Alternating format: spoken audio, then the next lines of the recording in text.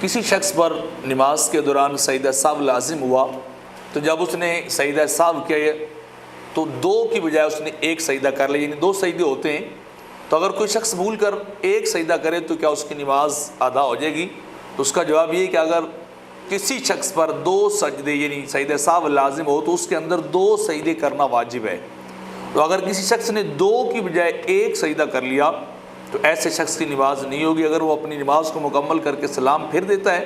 اور اسے یاد آ جاتا ہے، اسے پتہ چل جاتا ہے اور ابھی وقت باقی ہے، تو ایسی نماز کا لوٹانا جو ہے اس کے اوپر وہ ضروری ہے، اور وہ شخص دوبارہ نماز پڑھے گا تاکہ اس کی نماز درست طریقے کے ساتھ مکمل ہو جائے۔ لیکن اگر وقت جو ہے